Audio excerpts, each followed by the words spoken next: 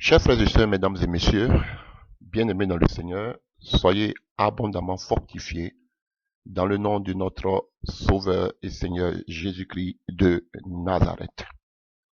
Nous continuons sur notre thème, Alléluia, qui était l'autorité. Nous avons parlé en long et en large de l'autorité, d'une partie de l'autorité qui est le pouvoir. Alléluia, l'exousia. Alléluia. Maintenant, nous voulons nous pencher sur l'autre partie, sur l'autre aile de l'autorité, qui est la puissance. Chers frères et sœurs, tout en me diront, pourquoi parler de la puissance? Alléluia.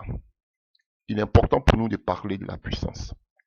Parce que la puissance de Dieu, alléluia, c'est une caractéristique particulière de la nature du règne de Dieu. Donc, on ne peut pas parler de Dieu sans parler de sa puissance. Et Dieu voulant, nous ferons 2 ou 3 vidéos en ce qui concerne la puissance. Aujourd'hui, nous sommes à notre première vidéo.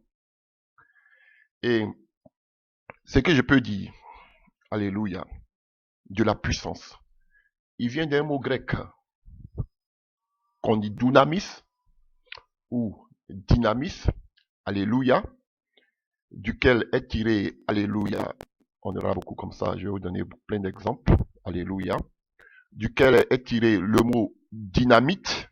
Vous avez entendu parler de dynamite, alléluia, alléluia. Et pour la petite histoire, la dynamite a été inventée, fut inventée, alléluia, au XVIIIe siècle par Alfred Nobel en 1866.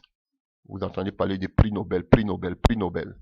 Alléluia. C'est lorsqu'il a créé la dynamite qui sort de dynamis. C'est à partir de là qu'ils ont établi le prix Nobel de la paix que vous connaissez. Bon, alléluia, je ne vois pas de coïncidence.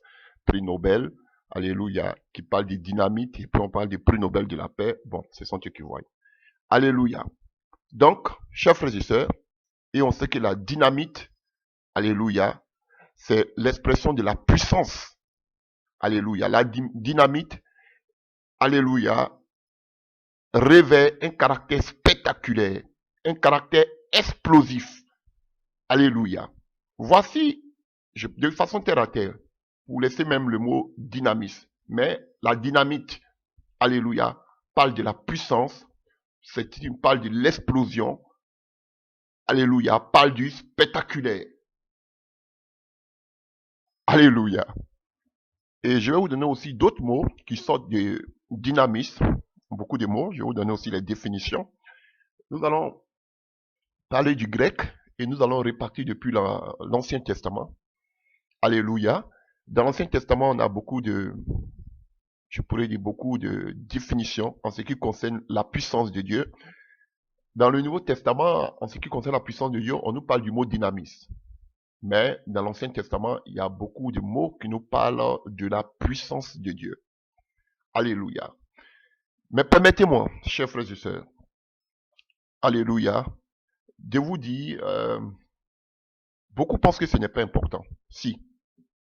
Vous savez aujourd'hui pourquoi nos églises sont mortes?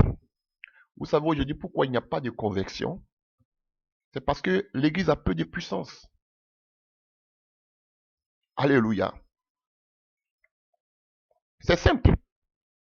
Et les œuvres de puissance, chers frères et sœurs, c'est pour épater le monde qui ne connaissent pas le Seigneur. C'est pour gagner les païens à Christ.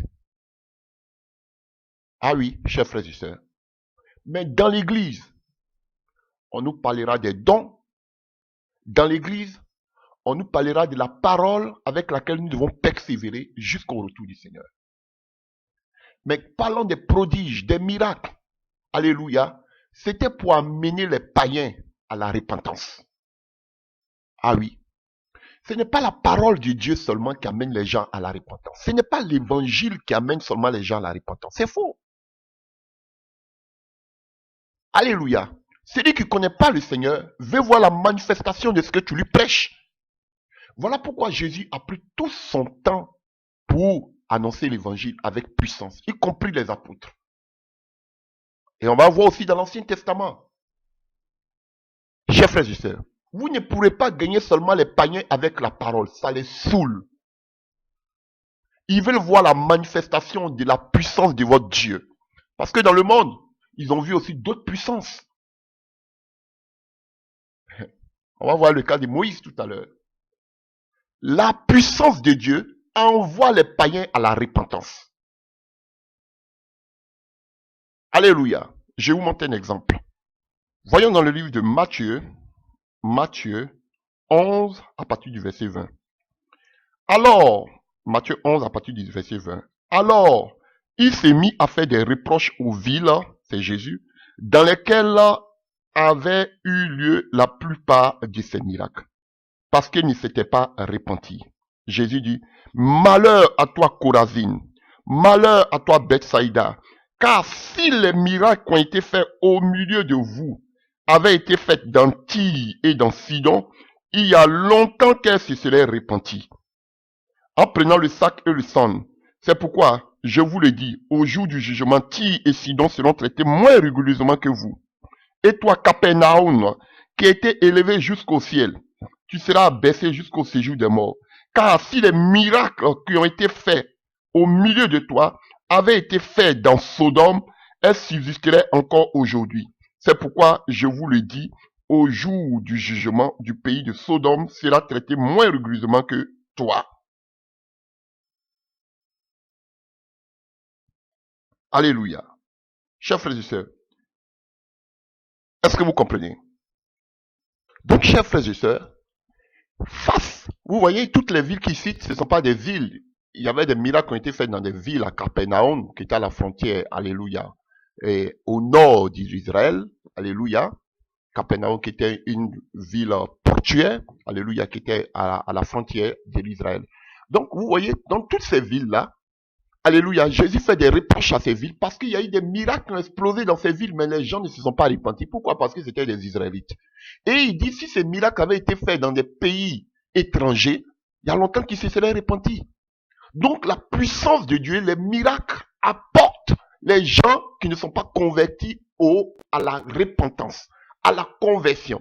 Vous avez l'exemple de Jonas à Ninive. Alléluia. Donc, il amène un message pour dire, Dieu va vous frapper si vous ne vous repentez pas. Automatiquement, ils se repentent. Parce qu'ils se disent, mais qui est celui-là? Il vient d'où? Et sûrement, la Bible ne nous mentionne pas. Peut-être Dieu encore a donné les directives à Jonas. Donc, il dit même Sodome et Gomorre. Si les miracles avaient été faits dans Sodome et Gomorre, il y a longtemps qu'ils se seraient repentis. Donc, frère, la puissance de Dieu pousse les païens à la repentance, à accepter le Seigneur. Vous ne pouvez pas évangéliser les gens avec seulement la parole. Si tu meurs, tu vas aller en enfer. Si tu es chaud aussi qu'on appelle, tu ne donnes pas ta vie, donne ta vie à Jésus pour qu'il change. Ok. Les gens, ils n'ont pas cette foi. Ils veulent voir avant de croire. C'est une triste réalité, mais c'est la vérité. Et Jésus même le dit. Donc, la puissance de Dieu amène les païens à l'obéissance de l'évangile. Frère, c'est la vérité. Voilà pourquoi vous voyez beaucoup de païens courir vers les faux prophètes. Voilà pourquoi des faux prophètes ont des succès. Parce que aussi le Seigneur parle d'eux. Les faux prophètes, frère, les faux prophètes, on ne peut pas éviter les faux prophètes. Ils sont au milieu de nous et ils sont encore plus nombreux. Alléluia. Vous vous penchez trop sur les faux prophètes. Parce que vous-même, vous avez une carence. Vous avez un problème.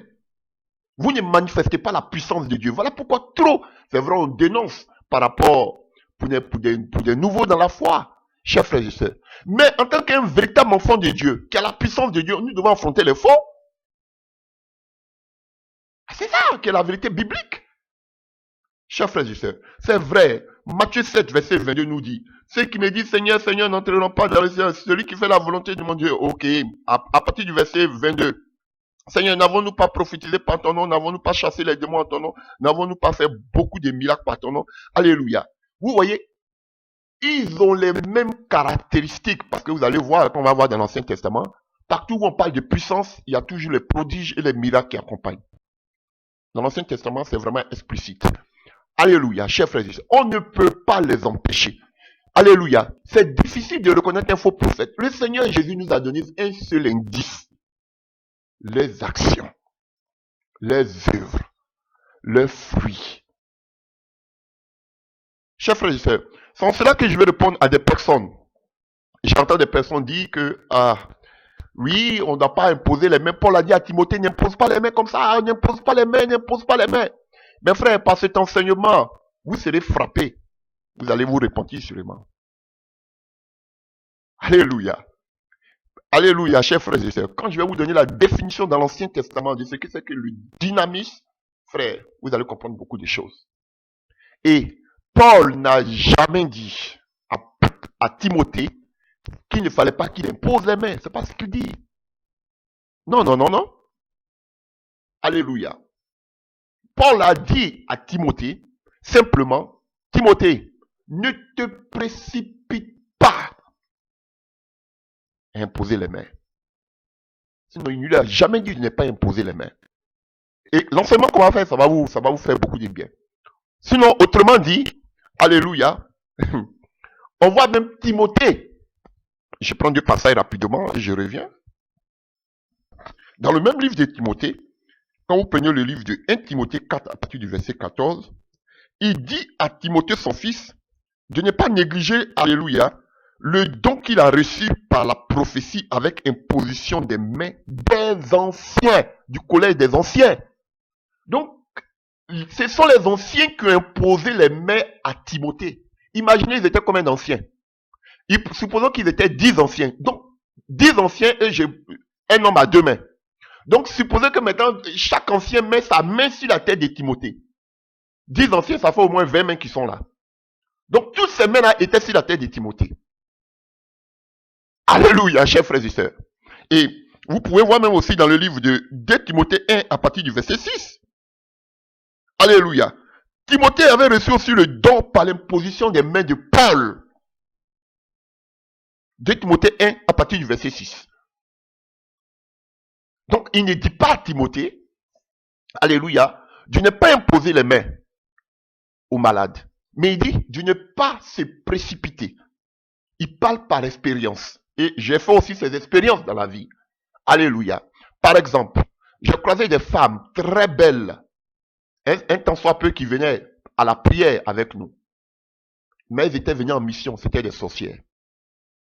Et il y avait une qui chaque fois qu'il y avait une réunion de prière, qu'est-ce qu'elle faisait? Elle venait toujours, tu peux m'imposer les mains, j'ai maux de tête, j'ai des migraines, je n'ai pas bien dormi, est-ce que tu peux m'imposer les mains? Oh, je ne sais pas ce qui ne va pas dans ma tête. Et chaque fois, la prenant pour une sœur, je savais, le Seigneur m'avait déjà révélé. Et par sa grâce. Et quand même, toujours, je prenais la peine pour imposer les mains. L'Esprit de Dieu m'avait déjà averti. Alors que l'idée de la femme, le but qu'elle voulait atteindre, alléluia, c'était de me séduire. Mais elle n'arrivait pas. Alors, qu'est-ce qu'elle fait? Par l'imposition des mains, et c'est ce que j'avais remarqué, en lui imposant les mains, alléluia, pendant que je lui impose les mains, elle, de façon occulte, elle est en train de chercher à souiller mes pensées. En souillant mes pensées, il y a une porte d'ouverture. Elle peut m'atteindre. Vous voyez? Et elle suit mes pensées de telle sorte que je sois dans la distraction, de telle sorte que mes pensées, de façon humaine, je puisse la regarder de façon charnelle. Comprenez-vous? Et là, ça devient une porte d'ouverture par laquelle elle pouvait m'avoir. Par une porte par laquelle je pouvais être accessible. Alléluia. Dans l'assemblée, il y a plein d'occultistes qui viennent. Un exemple. Ils tentent de t'avoir par des flèches qu'ils lancent de façon occulte. Ils ne t'atteignent pas.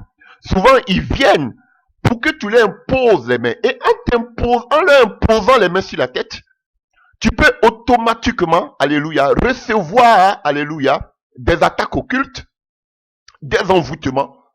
C'est dans ce sens-là que Paul dit, vous n'êtes pas participé au péché des gens. Tout simplement ce que je peux vous dire, travailler avec le discernement.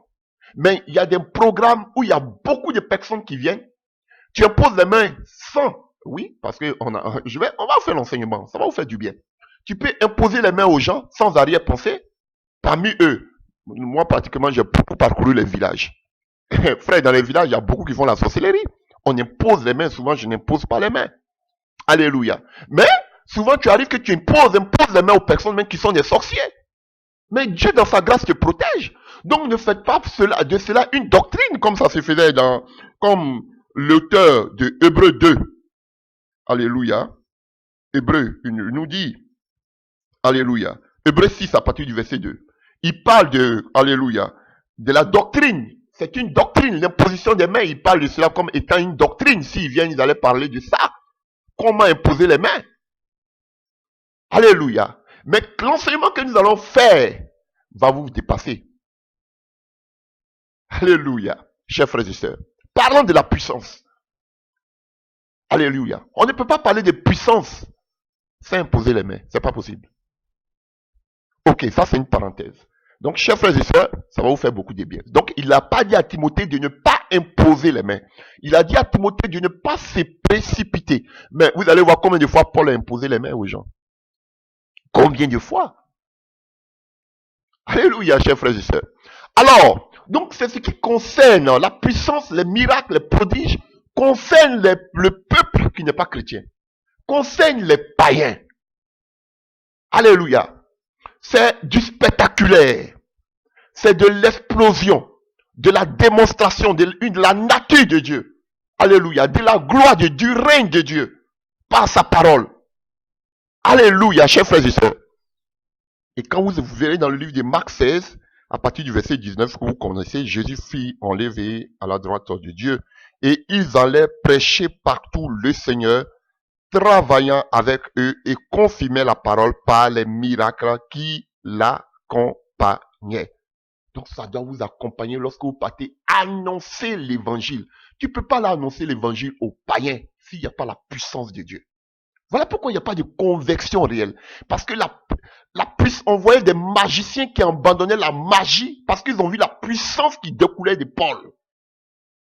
Voilà pourquoi beaucoup de personnes, d'anciens sorciers, sont aujourd'hui dans les églises. Parce qu'ils ne voient pas la puissance de Dieu. Ils ne se sont pas convertis par la puissance de Dieu. Vous voulez simplement leur donner la parole. Je vais vous dire à quel moment il faut la parole.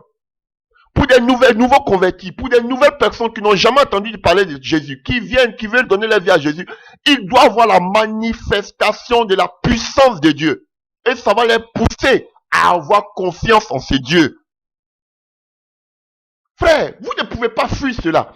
Trop de prédications, chers frères et sœurs. Répands-toi, fais ceci, je vais vous dire à quel moment la parole vient. Sinon, pour quelqu'un qui n'est pas converti, il veut voir la main de Dieu dans sa vie. C'est la triste réalité biblique.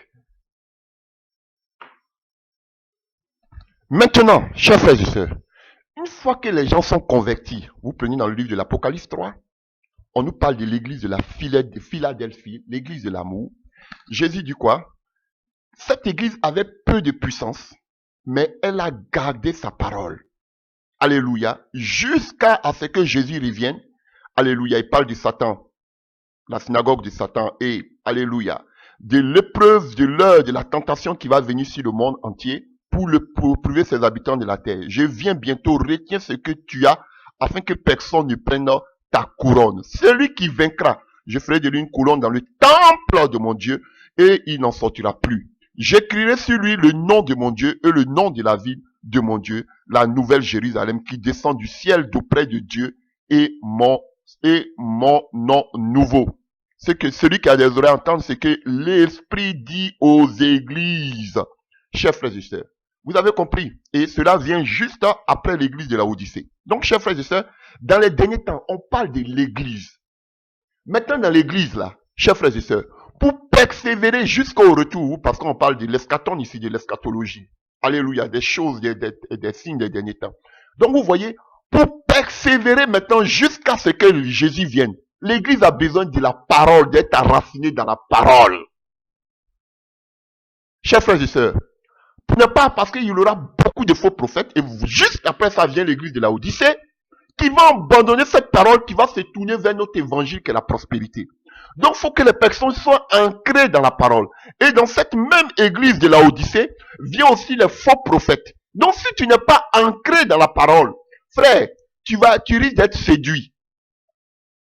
Alléluia. Mais les miracles, la puissance concerne plus ceux qui n'ont pas encore connu le Seigneur Jésus. Alléluia. Ça les amènera au Seigneur. Mais dans l'église maintenant, lorsque nous sommes dans l'église, on a besoin d'être enseigné. D'être assis dans la parole. Alléluia. Mon message que je ne fais que prêcher depuis longtemps, frère, c'est pour ces personnes qui ne sont pas encore converties parce que le Seigneur attend ça avant que l'enlèvement se produise. Et nous devons aller les gagner. Et pour aller les gagner, on a besoin de la puissance de Dieu. Voilà le problème. Et vous-même qui dites que vous êtes aussi dans l'église, vous enseignez vous donnez un mauvais message, même aux chrétiens. Vous voyez? Donc, frère, nous ne devons pas faire, on doit faire la distinction. La puissance de Dieu, c'est vrai, dans l'église, on parle plus des dons spirituels. Mais la puissance de Dieu, les prodiges, l'explosion, alléluia, le waouh, alléluia, ça se passe plus dehors avec les païens qui ne sont pas convertis. Alors que dans ces derniers temps, Jésus attend que le dernier païen rentre. Et ces derniers païens, ces païens-là, alléluia, si Jésus tarde, c'est parce qu'il y a encore des gens dehors. Et ces gens doivent être gagnés par la puissance de Dieu. Qui vient, tu annonces l'évangile, mais les signes accompagnent l'évangile. Comment tu peux être un évangéliste, un apôtre sans puissance? Comment tu peux y aller aux extrémités de la terre annoncer l'évangile si tu n'as pas de puissance? Mais l'église a besoin d'être enracinée dans la parole. Alléluia, chers frères et sœurs. Alors que le temps dans lequel nous sommes, c'est d'aller gagner des âmes jusqu'aux extrémités de la terre. Vous les voyez, ils ne parlent même pas de ça. Parce qu'ils n'ont pas de puissance. Toutes sortes de messages, on attend aujourd'hui. Alléluia. Et ouvre une parenthèse pour dire, excusez-moi, moi je parle toujours de lui. J'ai dit c'est les porte-paroles. Je me fais une parenthèse à Tounazi. Tounazi, tu sais, c'est beau, tout ce que tu es en train de prêcher, l'enlèvement. Bon, c'est maintenant que vous vous levez pour prêcher sur l'enlèvement. Ok, c'est bon. C'est bon. Toi et tes collègues qui parlent aussi de la mondialisation, les castaneurs et autres. C'est beau. Aujourd'hui, vous tous. Alléluia. Je vois aussi, comment il s'appelle, Wafo. Vous tous, actuellement, là, vous prêchez de bons messages. Alléluia. J'espère que ça va continuer ainsi. Parce que notre souhait, ce n'est pas que vous périssiez, c'est que vous changez, vous vous repentez, vous changez de chemin. Alléluia. Mais c'est beau, quand tu dis, tu veux parler de la sanctification comme tu le prétends. C'est beau. Mais je t'attends sur deux aspects. Prêche-nous en ce qui concerne les bâtiments. Si vos bâtiments que vous construisez avec des sommes pharaoniques, prêche-nous là-dessus. Et je t'attends encore sur un autre domaine, sur la dîme. Tu veux prêcher la vérité? Un chrétien doit-il payer la dîme? Je t'entends là-dessus. Tu m'as dit, tout le monde peut prêcher sur l'enlèvement. Je t'attends sur ces deux aspects. Et le troisième aspect sur lequel je t'attends aussi, alléluia, deux personnes ne peuvent pas marcher ensemble s'ils ne sont pas convenus. Là aussi, je t'attends. Parce que vraiment, ton entourage, y compris toi-même, alléluia. Voilà. Donc, alléluia. Donc, tu es entouré vraiment de véritables loups. Et je me demande si toi-même aussi, tu n'es pas un loup. Donc, voici des aspects sur lesquels je t'attends. Tu ne peux pas prêcher des messages comme ça. Alléluia.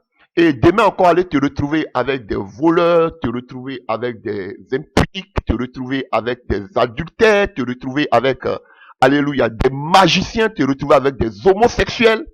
Alléluia. Jésus est venu pour les gens de mauvaise vie. Mais alléluia. Tous ceux qui étaient en contact avec Jésus ont changé de vie. Et je te le dis toujours, si tu prétends prêcher la sanctification, en principe, tous ceux avec qui tu marches là, par le contact qu'ils ont avec toi, automatiquement, ils devaient changer de vie. Alléluia. Jésus était avec des prostituées, mais elles sont venues. Jésus a fait la délivrance. Elles ont changé. Mais vous êtes avec des personnes qui ne changent pas, qui vont de mal en pire. Il y a un problème. Donc, voici des aspects sur lesquels je t'attends. Viens nous dire si la dîme là, en tant que chrétien, on doit la payer. Voilà. Donc, viens nous parler aussi de la divinité de Jésus. Parce que je sais que tu es un trinitaire, alléluia, jusqu'à dans la moelle épinière. Voilà, donc, tu ne peux pas venir prêcher des messages alors que même la doctrine est là. Pour toi, qui est Jésus? Ne viens pas me dire Jésus est Dieu, mais il y a le Père, il y a le Fils, il y a le Saint-Esprit. Mon ami, arrête ça. Que ton oui soit oui, ton non soit non. Ce qui vient à côté là, ça vient du diable. Ça, c'est une parenthèse. Bon, chers frères et sœurs, on va entrer maintenant dans le vif du sujet. On va aller dans l'Ancien Testament. Nous allons parler un peu du grec. Alléluia. On parle de dynamisme, qui vient de la famille des dyna, qui peut exprimer la capacité. Alléluia. Chers frères et sœurs. Et il y a un autre mot aussi qui est isis, qui désigne la force, l'exercice de la force. On parle de la force physique. Alléluia. Donc le dynamisme met l'accent sur la capacité et la capacité de pouvoir agir, pouvoir faire une action. Alléluia. Et une explosion. Alléluia. Et quand vous prenez le pluriel de dynamisme, on parle de dynamites, qui parle, alléluia, des actes de puissance ou des miracles. Alléluia.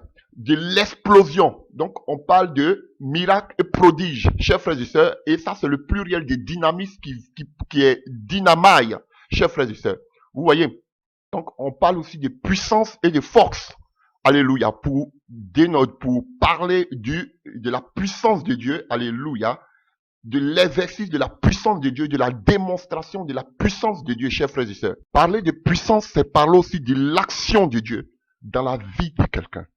Et on a d'autres mots comme dynamo, que vous connaissez, alléluia, ou en dynamo, qui vient toujours des dynamisme, qui parle de la grande force, parle de la capacité, du renforcement, alléluia, de l'efficacité, alléluia. Voilà, donc il y a plein de mots comme ça, alléluia. Thomasia qui parle de merveilles, Terata qui parle des miracles, des œuvres redoutables, alléluia. On a Endoxa qui parle des œuvres merveilleuses avec paradoxe que vous avez aussi, qui parle des œuvres étrangères. On a Magelia qui parle des grands états, qui parle de la puissance des signes, c'est Meia, tout ça. Donc, alléluia, il y a tellement de mots pour parler d'Inastes, qui parle de celui qui exerce la puissance, qui exerce l'autorité.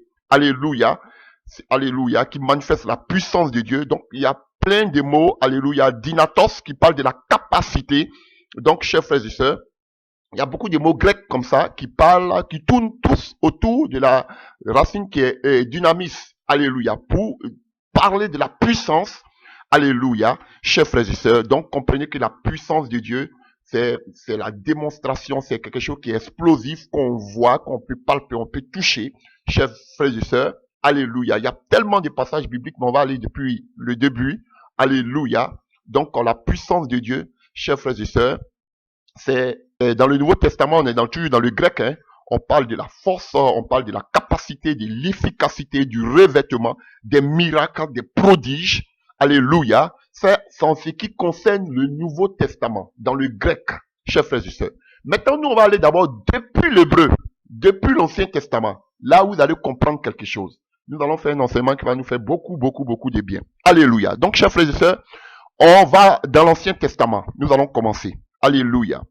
Donc aussi, si je reviens rapidement, dynamisme aussi, c'est parler aussi, alléluia, de la puissance physique ou de la violence physique, quelque chose de physique. On voit une démonstration physique, on voit un miracle, quelque chose, les miracles, les prodiges, c'est toujours physique. On les voit, on les aperçoit. Alléluia.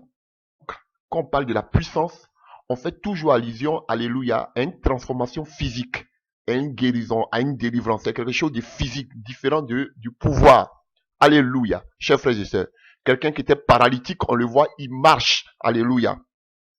Alléluia. Donc, voyons rapidement la différence entre des signes. Un signe, chers frères et sœurs, on parle de signes et miracles. Un signe, une définition terre à terre, ça peut être un acte naturel de la puissance de Dieu pour annoncer un message aux gens. Alléluia. Alléluia. Par exemple, on a vu l'étoile qui était là où Jésus était couché, dans la crèche. Donc, on a vu un signe. C'était pour annoncer au berger que là se trouvait le Seigneur Jésus-Christ de Nazareth, le Messie. Vous voyez, c'était un signe, alléluia, qui avait une signification pour accomplir un dessein. Alléluia. Alors qu'un prodige et un miracle, prodige et miracle, vous allez voir partout où on parle de prodige, on parle de miracle. Un prodige et un miracle, c'est pour causer l'émerveillement, l'étonnement, alléluia, pour créer, alléluia, un wow, si je peux m'exprimer ainsi, alléluia, parmi les gens afin d'obtenir leur attention. Alléluia, c'est ce qui s'est passé dans le livre de Actes des Apôtres, avec 8. avec, comment on appelle, Philippe. Alléluia. Donc, quand on voit, alléluia, le faux, et qu'on appelle, le magicien Simon, ils étaient émerveillés, chers frères et sœurs. Alors, qu'on appelle, l'évangéliste aussi est venu avec la démonstration de la puissance de Dieu. Ils étaient encore plus touchés, et quand ils sont touchés, quand ils ont leur attention, ils veulent savoir d'où vient ce pouvoir, tu peux leur annoncer l'évangile. Donc, le but de la puissance, des miracles et des prodiges, c'est pour attirer l'attention. Si vous voulez, je peux le lire rapidement. Alléluia. Je vais commencer, mais le Seigneur me donne seulement certaines choses. Acte 8, à partir du verset 5. Philippe descendit dans une ville de la Samarie. Il prêcha le Christ. Les foules entières étaient attentives à ce qu'il disait Philippe. Lorsqu'ils apprirent et virent, vous entendez? Ils écoutaient la parole et virent, alléluia, alléluia, les miracles qu'il faisait. Donc, quand ils ont vu que les miracles, ils parlaient, mais quand ils ont vu les miracles qu'il faisait, ils étaient attentifs. Vous voyez, les gens ne vous écoutent, ils ne voient pas la main de Dieu. L'action de Dieu. On va arriver, j'ai ici allé vite en besoin en ce qui concerne la main, on va parler de ça tout à l'heure. Car des esprits impurs sortis de plusieurs démoniaques, et poussant des grands cris, et beaucoup de paralytiques et de boiteux furent guéris, et eut une grande joie dans cette vie. Il y avait auparavant dans la ville un homme nommé Simon, qui se donnait pour un personnage important, exerçait la magie, et provoquait l'étonnement du peuple de la Samarie, tous depuis petit jusqu'au plus grand. L'écoutant attentivement, il disait, celui-ci, c'est la puissance, alléluia, de Dieu, celle qu'on appelle la grande. Il écoutait attentivement. Alléluia. Parce qu'il avait longtemps étonné par des actes de magie. Vous voyez? C'était des actes de magie, mais les gens l'écoutaient avec étonnement. Ils étaient waouh, avec attentivement. Vous voyez, chers frères et sœurs? Pareil comme pour Philippe. On écoutait aussi Philippe attentivement. Parce qu'on voyait ce qui découlait d'eux. Il parlait, mais on voyait. L'autre pour Simon, c'était la magie. Mais pour Philippe, c'était la puissance de Dieu. Et ce qui faisait que les gens étaient attentifs. Alléluia. Tu vas l'annoncer la parole de Dieu dans un village, tu as dit Jésus guérit, Jésus bénit, Jésus. Et ils n'ont pas besoin de ça. Ils ont des malades qui sont là. Ils veulent que les malades guérissent. Voici la vérité biblique, frère. Donc le miracle, le prodige, ça pousse ton auditoire, alléluia, à être attentif à ce que tu dis. Et du coup, frère, tu n'as même si fait plus d'efforts. Ils donnent leur vie tranquillement au Seigneur.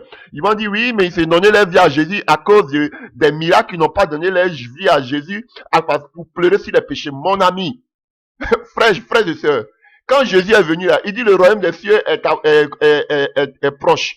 Alléluia. Et puis il guérissait les malades. Il ne disait pas repentez-vous. Il disait repentez-vous de leurs péchés, mais les gens ne se repentaient pas. C'est quand ils voyaient des miracles qu'ils se repentaient. Ne changez pas l'évangile. Ah, ils n'ont qu'à se repentir d'abord sur leurs péchés. Ils n'ont qu'à pleurer. Va dans un village et puis dis repentez-vous de vos péchés. Tu vas voir si les gens vont t'écouter.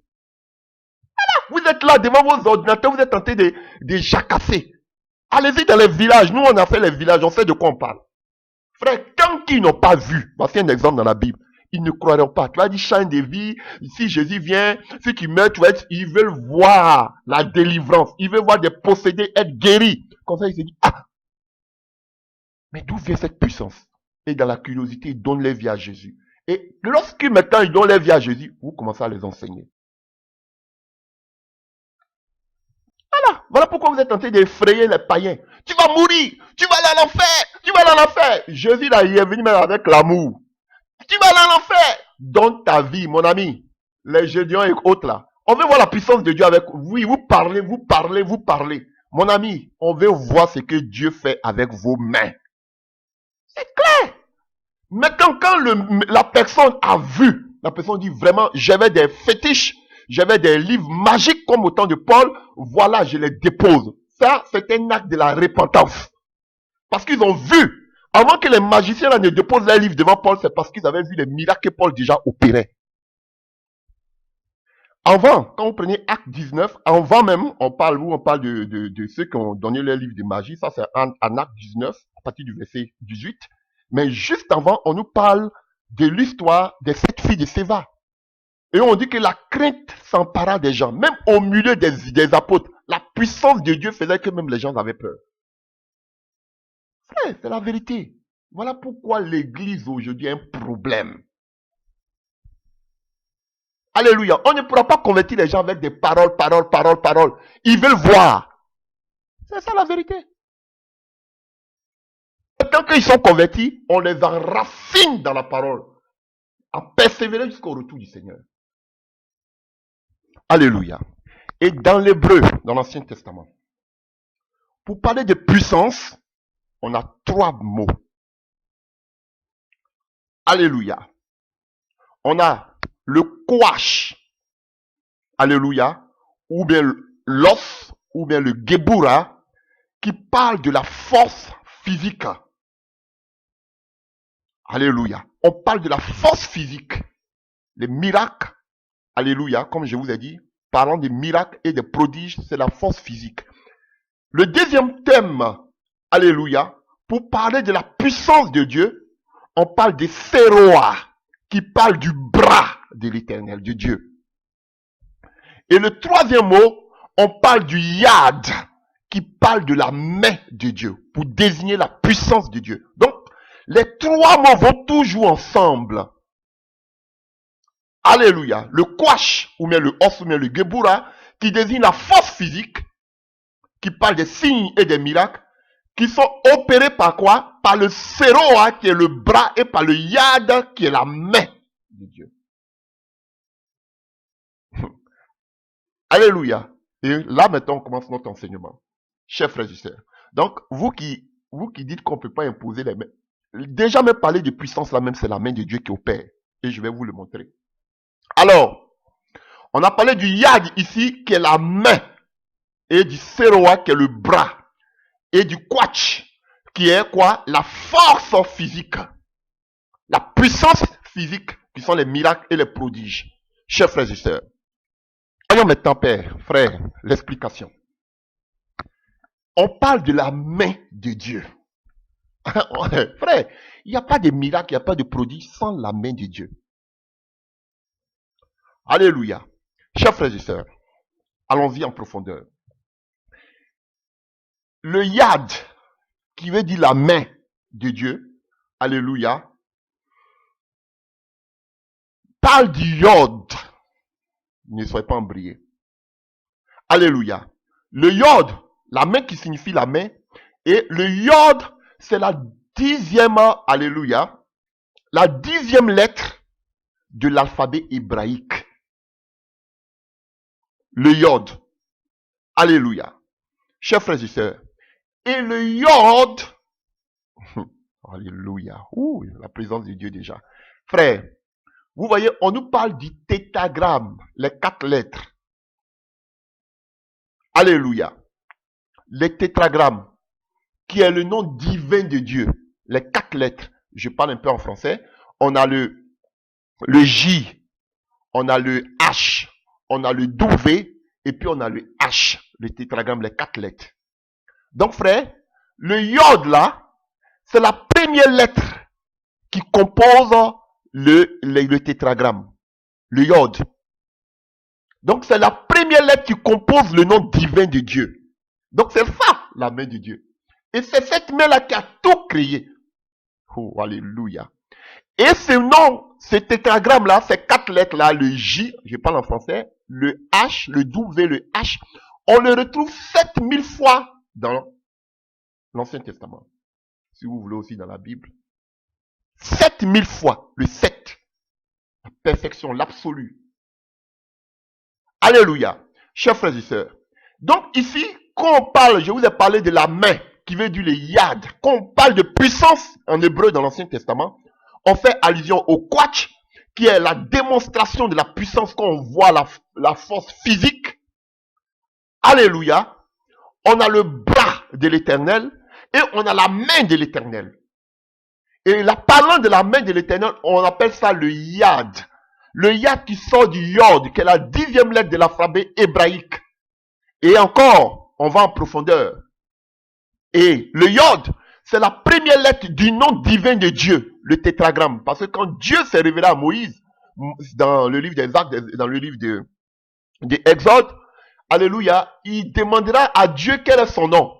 Il dit, je suis celui qui suis. Donc, les Hébreux disent que le nom que Moïse a attendu, c'est le tétragramme, les 4 lettres. Parce que vous allez voir que dans l'alphabet hébraïque, c'était seulement que des consonnes. Il n'y avait pas de voyelles. C'est au 2e siècle, avec les Masoretes, qui étaient des savants grecs, ce sont eux qui ont introduit maintenant les voyelles.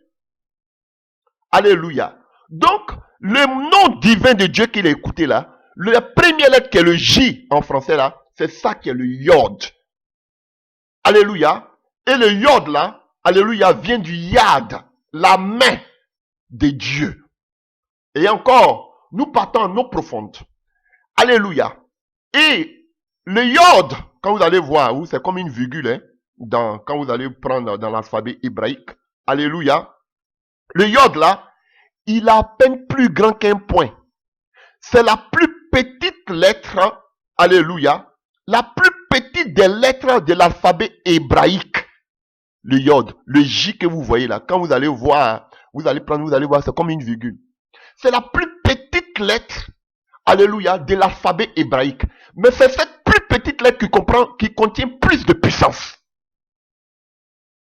Vous comprenez beaucoup de choses. J'arrive, je vais en profondeur. C'est cette petite lettre, le Yad, la main de Dieu, qui a créé tout le monde entier. Le petit, c'est lui qui contient plus de puissance. Voilà pourquoi Jésus nous parle d'une petite sémence qu'on met en terre de sénévé. Alléluia, qui grandit, qui grandit, qui grandit, qui grandit. Le petit grain qui devient grand. Donc le Yod là, chers frères et sœurs, il représente un mouvement immense. Regardez la création de Dieu. Mais c'est le petit Yod là, la plus petite lettre de l'alphabet hébraïque. C'est elle qui a amené à l'existence tout ce que nous entoure. Quand vous prenez la main de façon naturelle, alléluia, la main, c'est l'organe, alléluia, au moyen duquel toute l'ingéniosité intellectuelle, alléluia, se traduit dans la réalité physique. Alléluia. On peut dire même que le contrôle humain, alléluia, est lié à la puissance, alléluia, des mains. Alléluia. Donc vous voyez le Yad, la main. Quand on parle de puissance, on fait allusion toujours à la main et au bras. Et à la force physique. Alléluia. Il n'y a pas de miracle sans imposition des mains. On va voir de A jusqu'à Z. Donc avant de dire non, n'imposez pas, arrêtez votre incrédulité. L'enseignement là, c'est tout ça, là, on va parler de la main. Parce que c'est la main de Dieu qui agit. Chers frères et sœurs, vous comprenez maintenant pourquoi Dieu, il se sert, chers frères et sœurs, vous voyez le mystère. Vous voyez pourquoi Dieu se sert, utilise toujours des personnes, alléluia, qui ne sont pas orgueilleuses en elles-mêmes, qui n'utilisent pas des personnes puissantes à leurs propres yeux, élevées à leurs propres yeux, grands à leurs propres yeux. Non. Dieu utilise ce qui est faible. Alléluia. Ce qui est sans valeur. Vous comprenez maintenant? Parce que Dieu lui-même nous montre le chemin. Il représente la plus petite lettre de l'alphabet hébraïque. Mais c'est avec cette petite lettre-là qu'il fait de grandes choses. Ah, je vous donne un exemple. Alléluia. Plusieurs exemples. Vous allez voir quand Dieu, regardez tout ce que Dieu appelle à son service. Frère, ce sont des gens qui ont des incapacités physiques, morales, psychiques. Regardez, et tous. Ce ne sont pas des hommes forts, comme si je peux le dire. Mais ce sont des personnes qui ont tous des défauts. Comme la petite lettre. Et c'est dans ces défauts-là que Dieu prend et il travaille. Il manifeste sa gloire. Voilà comment Dieu travaille. Ce qui est insignifiant, c'est ce qu'il utilise. Alléluia. Pourquoi je prends un exemple? Ce n'est pas ce n'est pas méchant ce que je vais dire. Regardez toutes ces puissances aujourd'hui du monde. Alléluia. Mais Dieu va aller utiliser des Africains, des moins que rien, si je peux me dire ainsi, pour apporter le réveil dans tout le monde entier. Il y a eu des Américains, il y a eu les John Wayne, il y a eu aussi des anglophones dans le passé. Alléluia. Chers frères et sœurs, mais sans langue de bois dans ces derniers temps, chers frères et sœurs, le réveil viendra de l'Afrique. Ce que je dis, c'est vrai que de l'Afrique aussi, il y aura le réveil des faux prophètes. Mais ce que je dis, c'est la vérité. C'est biblique. Ce que je dis, c'est une révélation, mais c'est la vérité, ce que je dis. Et on le voit déjà. Dieu utilise ce qui est méprisable, ce qui est inconsidéré aux yeux des hommes. Et il prend cela pour sa gloire. Si vous voulez, je peux vous donner des exemples. Exode 4, verset 10. Il appelle Moïse. Moïse dit quoi? Je ne sais pas parler. Tout petit, comme le yad. Alléluia, chers frères et sœurs. Ésaïe 6, à partir de verset 5. Ésaïe a vu Dieu sur son trône. Il dit, malheur à moi, mes lèvres sont impures. Je suis maudit, je vis au milieu d'un peuple qui ont des lèvres impures. Il a commencé à pleurer parce qu'il était impur. Dieu, c'est ça là que Dieu a utilisé. Ésaïe.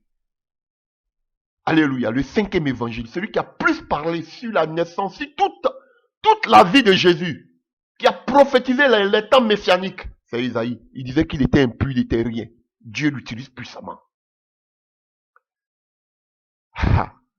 Alléluia. Je pourrais continuer avec Jérémie 1, verset 6. Il disait, je ne suis qu'un enfant, je ne suis qu'un enfant. C'est un enfant là même que Dieu prend et puis se manifeste. Alléluia. On pourra même parler de Paul dans le livre de 2 Corinthiens 16, 2 Corinthiens 12 à partir du verset 9. Lorsqu'il a une maladie, il a une échappe dans la chair, il dit, Seigneur, délivre-moi. Dieu dit, ma puissance se manifeste dans tes faiblesses. Frère, Dieu n'a jamais utilisé, alléluia, des gens qui se suffisent. Même avec Gédéon. Alléluia. Il a dit, dis à ce peuple de retourner ce qu'on peut de retourner. Parce que demain, ils diront que c'est les mains qui les a sauvés. Dieu ne veut pas partager sa main, sa puissance avec quelqu'un.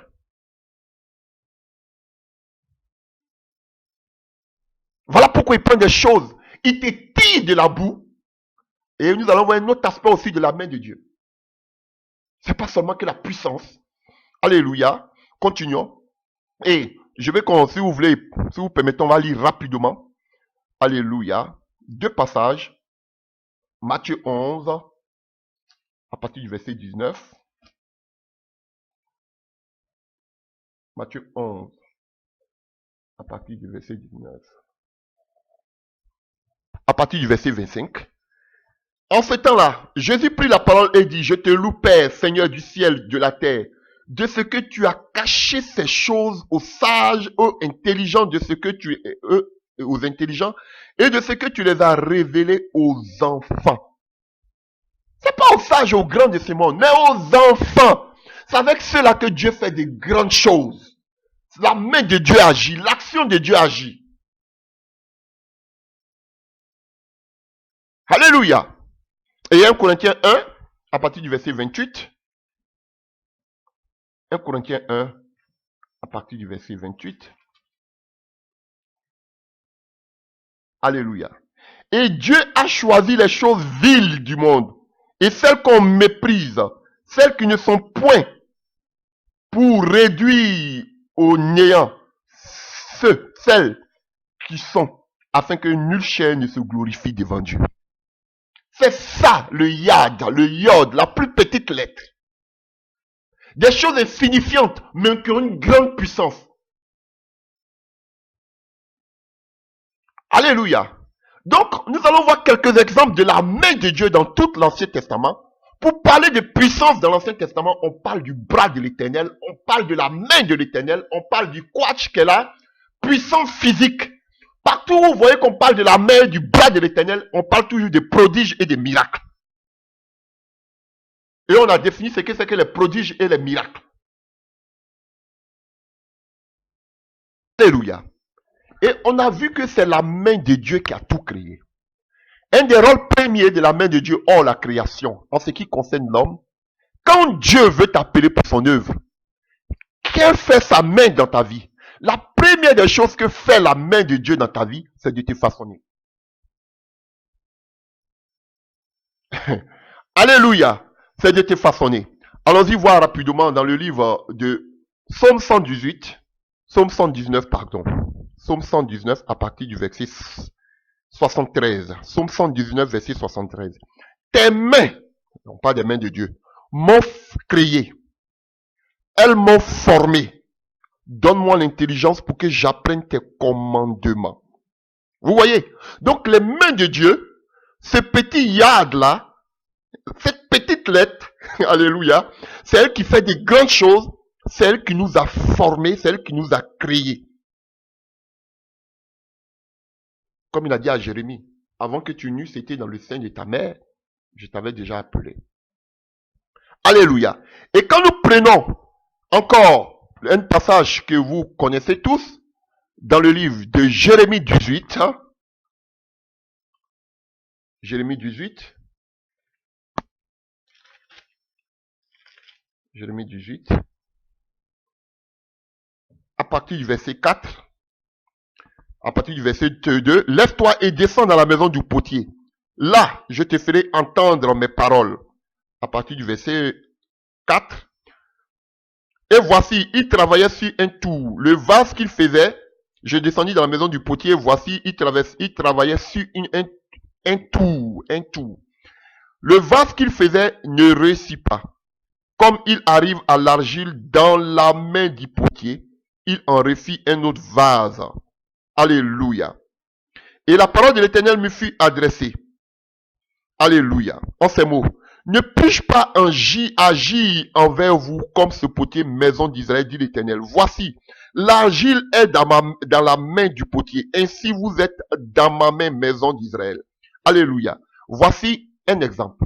Donc, Dieu, nous sommes dans la main de Dieu. Avant que Dieu t'appelle, te remplisse de sa puissance, avant que sa main ne te couvre, t'accompagne, il faut qu'il te façonne.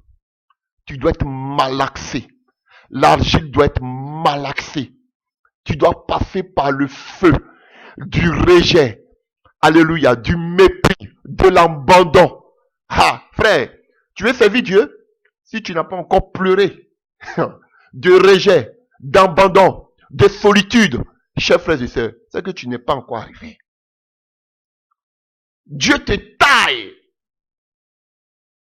Et quand tu es taillé, alléluia, il te fait mourir. On parle du grain. Le grain là, vous avez vu, le petit grain là doit produire. Mais avant que le grain ne produise, il faut qu'il meure. Et tout ça, c'est la main de Dieu qui le fait.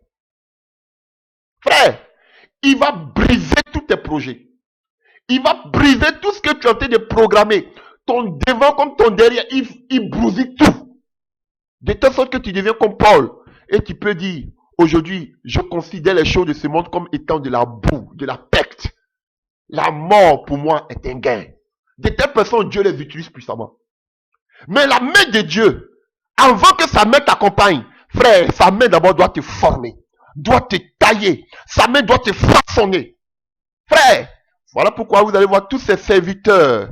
Dieu n'a pas envoyé quelqu'un qui n'a pas façonné. Non, dans la Bible.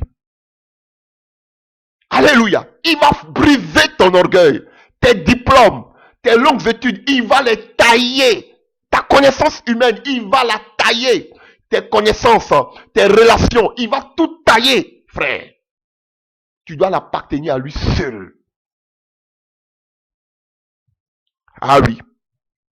De telle sorte que tu pourras dire comme Job, mes oreilles avaient entendu parler de toi, maintenant mes yeux t'ont vu. Seigneur, fais ce que tu veux de moi. Frère, l'appel de Dieu, c'est une souffrance. Donc, quand vous voyez quelqu'un, je parle de véritables serviteurs de Dieu, que Dieu utilise puissamment, frère, voyez d'abord leur parcours, ne les enviez pas. Demandez-les d'où ils viennent. Ils vous diront. Ils sont passés par le désert, par la solitude, par le rejet, par l'abandon, par les détresses, par des combats. Ah, je vous le dis. D'autres même par la pauvreté. D'autres même ont eu des pleurs. D'autres ont crié à Dieu, je ne veux plus, je vais abandonner. Un homme comme Élie, par qui Dieu se manifeste, il dit, je vais mourir, je ne peux plus, je suis fatigué, je vais repartir. Voilà pourquoi je vous dis toujours, des véritables appelés de Dieu, ils ne veulent pas même se faire voir. Ils ne veulent même pas servir. Mais ce sont les brebis galeuses que vous voyez qui cherchent la gloire, qui cherchent ils veulent que leur personnalité soit vue. Ah oui, frère.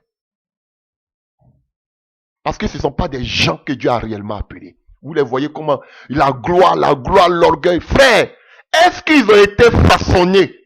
Ils vont dire, ah oui, on était façonnés, mais Dieu bénit. Non. Quand tu étais façonné par Dieu, même quand l'argent vient, ça ne te fait pas, ça t'amène pas.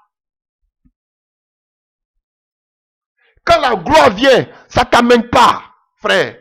Tu peux, je ne dis pas que tu peux pas avoir des difficultés, des faiblesses, mais automatiquement, mais regardez-les, on les dénonce, mais ils vont faire semblant. Après encore, ils vont revenir à ce qu'ils ont vomi. Frère, ce ne sont pas des enfants de Dieu. Ah oui. Parce que si Dieu t'a pas façonné, que sa main t'accompagne, alléluia, tu pourrais t'enorgueillir. Alléluia. Parce qu'il y a la bénédiction qui va venir, il y a l'argent, il y a des gens qui vont te faire de l'argent, des propositions. Mais mon ami, si tu n'es pas taillé par rapport à ça, comment tu fais? Ah oui. Voilà pourquoi quelqu'un qui a la main de Dieu sur lui, il peut pas pleurer à cause des dîmes. Tu dois dire que la dîme n'est plus d'actualité. C'est ça la vérité biblique. Et comment je vais vivre? Quelqu'un qui a été façonné par Dieu ne doit pas dire, ah, mais si on ne paie pas la dîme, comment je vais vivre? Non. Alléluia. J'étais jeune, j'ai grandi, je n'ai jamais vu le juste mendier son pain, ni sa progéniture. Le juste vivra par la foi. Alléluia. Frères et sœurs, voilà le yod, la main de Dieu, là, le yad. Donc dans l'Ancien Testament, on parle de la main de Dieu. On parle du bras de Dieu. Et partout où vous allez voir le bras de Dieu étendu, la main de Dieu qui agit, vous allez voir toujours le quatch qui est la puissance physique qui représente les miracles et les prodiges. On voit quelques exemples. Jusqu'à dans le Nouveau Testament. Vous avez vu, on parle de la main. Hein? On va aller depuis maintenant l'Ancien Testament jusqu'à dans le Nouveau Testament. Alléluia. Commençons. Exode 3, à partir du verset, alléluia, 19. Dieu se révèle à Moïse, alléluia, et il dit qu'il veut l'envoyer en Égypte. Voilà ce qu'il dit. Exode 3, à partir du verset 19. C'est Dieu qui parle. Je sais que le roi d'Égypte ne vous laisserait point aller, si ce n'est pas une main puissante. Vous voyez, où on parle de la main, on parle toujours de la puissance. J'étendrai ma main et je frapperai l'Égypte par toutes sortes de prodiges que je ferai au milieu d'elle, après quoi il vous laissera aller. Alléluia. Vous voyez déjà, chers frères et sœurs, donc là on parle du yad, ou bien si vous voulez le yod. Alléluia. Et le yad est toujours accompagné du quatch, qui est la démonstration de la puissance de Dieu. La manifestation physique de la puissance de Dieu. Il y a tellement de passages. Exode 6, à partir du verset 1. L'Éternel dit à Moïse, tu verras maintenant ce que je ferai à Pharaon. Une main puissante le forcera à les laisser aller. Une main puissante le forcera à les chasser de son pays. Vous voyez? Et il dira qu'il est le Dieu tout-puissant, juste en bas. On peut lire Exode 13 à partir du verset 2. Je vous montre des passages. Hein. L'Éternel parla à Moïse et dit, consacre-moi tout premier-né parmi les enfants d'Israël, tant des hommes que des animaux. Ils m'appartiennent. Moïse dit au peuple, souvenez-vous de ce jour où vous êtes sortis d'Égypte, de la maison de servitude, car c'est par la main puissante que l'Éternel vous en fait sortir. À partir du verset 17, à partir du verset 16 de Exode 13, ce sera comme un signe sur ta main et comme des frontaux entre tes yeux, car c'est par sa main puissante que l'Éternel nous a fait sortir de l'Égypte. Il y a plusieurs passages comme ça qui reviennent, alléluia, où on parle de faire sortir de l'Égypte par une main puissante. Plein de passages comme ça. Alléluia.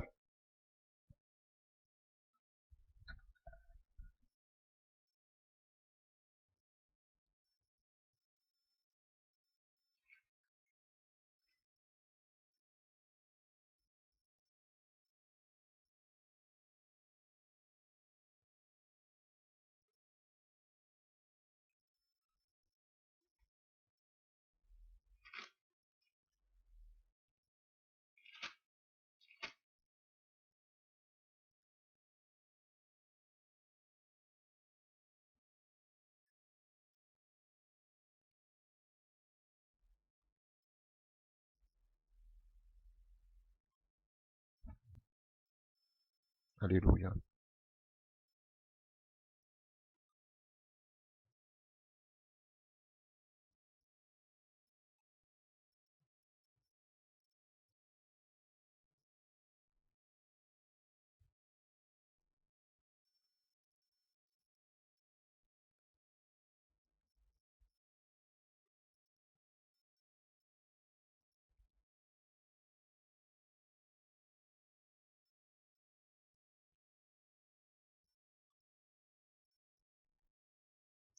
Et qu'il vous a choisi, car vous êtes le moindre de tous les peuples, mais parce que l'Éternel vous aime, parce qu'il a voulu tenir le serment qu'il avait fait à vos pères. L'Éternel vous a fait sortir par sa main puissante, vous a délivré de la maison de servitude, de la maison de Pharaon, roi de l'Égypte. Alléluia. De la main de Pharaon, roi de l'Égypte. Donc, la main de Dieu a délivré le peuple d'Israël de la main de l'Égypte. On va dire dans Deutéronome 26, il y a tellement de passages, je vais prendre seulement où on parle aussi des miracles. Deutéronome 26, à partir du verset 8 à 9. Alléluia. L'Éternel entendit notre voix et il vit notre oppression, nos peines et nos misères. Et l'Éternel nous a fait sortir de l'Égypte à main forte et à bras étendu. Vous voyez? Là où on parle de la main, on parle toujours du bras. Et à bras étendu, maintenant on voit les trois mots qui agissent ici. La main, le bras étendu, et maintenant avec des prodiges, des terreurs, avec des signes et des miracles. Donc ce sont les trois là. Les trois mots là, le bras, la main d'abord, le bras, alléluia, et les miracles.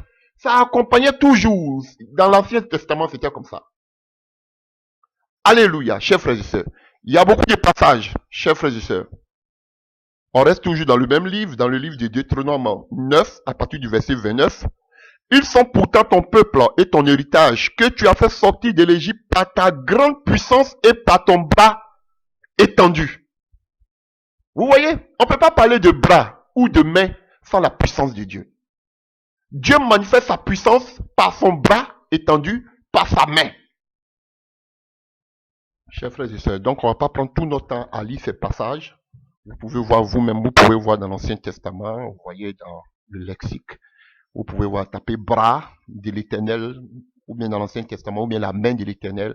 Dans l'Ancien Testament, vous verrez que partout où on parle de la main, du bras de l'Éternel, on parle toujours de la manifestation de la puissance de Dieu. Et lui-même, il dit, c'est par un bras, par la main de Dieu, par le bras étendu de Dieu qu'il a délivré le peuple d'Israël de l'Égypte. Alléluia, qui est un des thèmes majeurs de l'Ancien Testament, le rachat du peuple d'Israël de l'esclavage en Égypte. Donc, si vous voulez, on peut dire seulement que peut-être deux passages dans le livre de Josué. Josué 4, à partir du verset 24, là, lorsque vos enfants demanderont un jour à vos pères que signifient ces pierres, vous les instruirez vos enfants. Et vous direz, Israël a passé ce Jourdain à sec, car l'Éternel votre Dieu a mis à sec devant vous les eaux du Jourdain jusqu'à ce que vous eussiez passé comme l'Éternel votre Dieu l'avait fait à la mer Rouge, et qu'il a mis à sec devant nous jusqu'à ce que nous eussions passé, afin que tous les peuples de la terre sachent que la main de l'Éternel est puissante et afin que vous ayez toujours la crainte de l'Éternel, votre Dieu. Donc, partout où on voit la main de Dieu, vous allez voir toujours la manifestation, la création. Vous allez voir toujours, alléluia, vous avez vu le Jourdain fendu, la mer aussi fendue. Vous allez voir toujours la force physique. On voit toujours quelque chose qui accompagne la main de Dieu. Alléluia. Et donc, la main de Dieu là, elle peut être aussi sur des personnes. Alléluia. Comme un exemple seulement qu'on va lire dans le livre de Néhémie. Néhémie 2 à partir du verset 18. Et je l'ai rencontré comment la bonne main de mon Dieu avait été sur moi et quelle parole le roi m'avait adressée. Et il dit, lèvons-nous et bâtissons, et il se fortifiait dans cette bonne résolution. Donc pour que tu te lèves pour bâtir, il faut qu'il y ait la main de Dieu sur toi. Tu ne fais pas des choses parce que tu veux montrer aux gens, ou bien parce que tu as fait de l'école théologique, ou bien tu as l'intelligence. Il faut qu'il y ait la puissance de Dieu sur toi. Lorsque la main de Dieu fut sur, et comme on appelle Néhémie, c'est en ce moment-là qu'il a eu la résolution de se lever et de bâtir. Alléluia, parce que c'est la main de Dieu qui nous conduit, chers frères et sœurs. Alors, revenons rapidement, maintenant dans le livre toujours d'Exode. Qu'est-ce qui se passe? Vous voyez, on a l'histoire de Moïse. Alléluia. On a parlé un peu de la main de Dieu, du bras de Dieu. Il y a tellement de passages, je ne vais pas tous les citer. Alléluia. Donc, Exode 4, Alléluia. Donc vous allez voir que Dieu, il utilise maintenant tous ses serviteurs. Lorsqu'il veut les utiliser, démontrer sa puissance, il part toujours de la main. Il part toujours de la main parce que lui-même, il a agi par sa main. Exode 4, à partir du verset 2. Alléluia. Moïse répondit, verset 1, et dit, voici, ils ne me croiront pas, et ils n'écouteront pas ma voix. Mais il dit, l'Éternel, ils diront, l'Éternel n'était point apparu. L'Éternel lui dit, qu'a-t-il dans ta main? Donc quand l'Éternel t'apparaît là, quand l'Éternel, tu dis l'Éternel t'a appelé là, les gens vont pas te croire. Comment ils sauront que Dieu est avec toi? L'Éternel lui dit, qu'est-ce que tu as dans ta main? C'est avec la main que Dieu travaille? Il répondit, une verge. Alléluia. L'Éternel dit, jette, et elle devient un serpent. Moïse fuyait devant lui. L'Éternel dit à Moïse, étends ta main et saisis-le par la queue. Il étendit la main et le saisit. Le serpent devint une verge. Chers frères et sœurs. Et on peut prendre à partir du verset, alléluia, à partir du verset 9. 9, alléluia. Alléluia. S'ils ne te croient pas, dit l'Éternel, ils n'écouteront pas, s'ils n'écoutent pas ta voix, la voix du premier signe, ils croiront à la voix du dernier signe. Alléluia. Donc vous voyez, c'est qu'on appelle par ce que Dieu a mis dans la main de Moïse. Moïse devait faire des signes, des miracles, opérer des miracles. Chers frères et sœurs. Alléluia. Et à partir du verset 19, l'Éternel dit à Moïse, en mendiant, va, retourne en Égypte, car tous ceux qui ont voulu à ta vie sont morts. Moïse prit sa femme, ses fils et les fit monter sur les ânes. Il retourna dans le pays d'Égypte. Il prit dans sa main la verge de Dieu. Donc, dans la main, c'est la puissance de Dieu. Alléluia, chers frères et sœurs. On ne peut pas démontrer la puissance de Dieu si, alléluia, nos mains là ne sont pas touchées par Dieu. Si Dieu ne te donne pas de son bâton, qui est signe de sa puissance. C'est en cela qu'on sait que Dieu vraiment t'a appelé, que Dieu t'est apparu. Les faux prophètes, laissez-les. On ne parle pas des faux prophètes. Il aura toujours, Jésus nous a avertis, on va les reconnaître tôt ou tard par les signes, par les actions. Je parle de véritables serviteurs de Dieu appelés à servir Dieu. Alléluia, on a donné trop d'importance à ces faux prophètes. Alléluia, chers frères et sœurs. Vous voyez, c'est par la main de Dieu, par la main de Moïse, que Dieu a délivré le peuple d'Israël.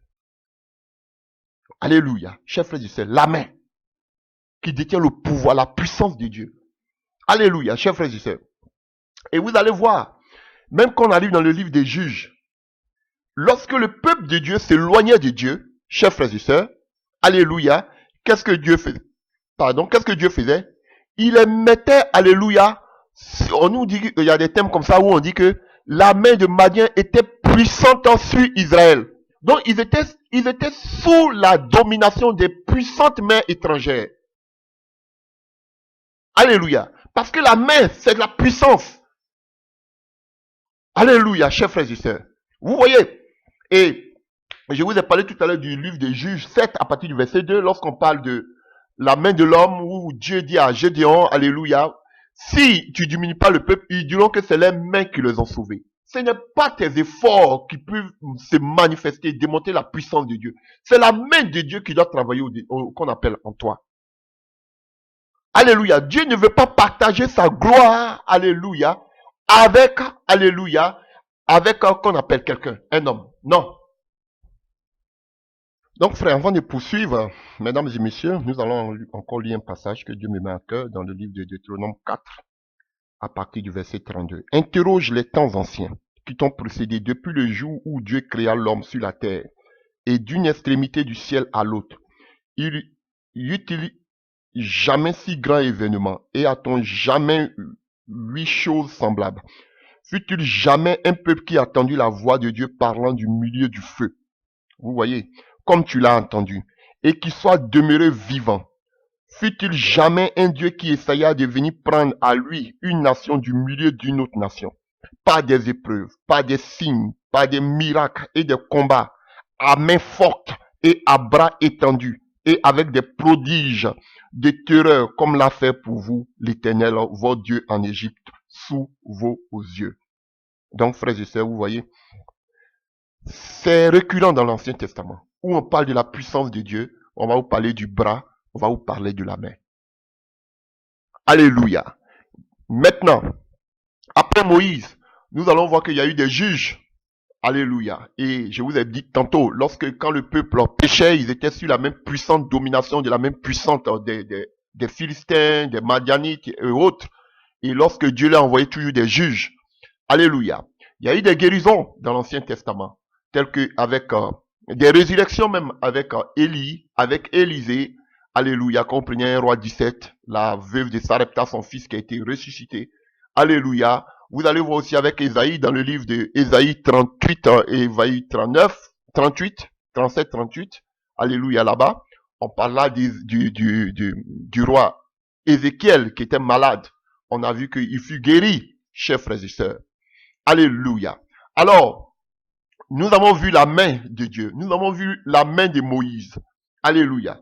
Et j'ai oublié même de parler aussi de David, dans le livre de 1 Samuel 17. L'histoire que vous connaissez. Alléluia. Devant Goliath. Alléluia. C'est par la main. Dieu avait... Alléluia. Chers frères et sœurs. Il avait une intimité, chers frères et sœurs. Avant même qu'il reçoive l'onction de Samuel, déjà lui tuait un lion, il tuait... Frère, tuer lion, tu sais ce que c'est que tuer lion? Tuer un ours. Mais le petit, là, avec sa main, il pouvait déchirer déjà l'ours. Donc, il y a des gens déjà. C'est vrai qu'il y a des gens, il y a des faux prophètes, il y a des gens qui naissent, il y a des gens qui, dans des familles, qui viennent à Christ avec des malédictions, avec des liens de famille, ils peuvent te faire la voyance. Mais quand Dieu nous appelle, c'est depuis le sein de notre mère. Nous avons aussi des talents depuis le sein de notre mère. Mais il y a beaucoup qui viennent avec des talents diaboliques, familiaux, alléluia, qui ne sont pas passés par la délivrance. Mais il y a des gens, voici David, un exemple. Alléluia. Frère, David, déjà, avant même qu'il reçoive l'onction de Samuel, il déchirait déjà, alléluia, un lion. Il pouvait tuer un lion, il pouvait tuer, alléluia, et qu'on appelle un ours. Parce que la main de Dieu était déjà sur lui, alors qu'il n'avait même pas encore reçu l'onction, alléluia, de Samuel. C'est lorsqu'il était devant Goliath qu'on a appris qu'il tuait le lion déjà dans la brousse. Alléluia, par ses mains. Donc, il avait déjà reçu la main puissante.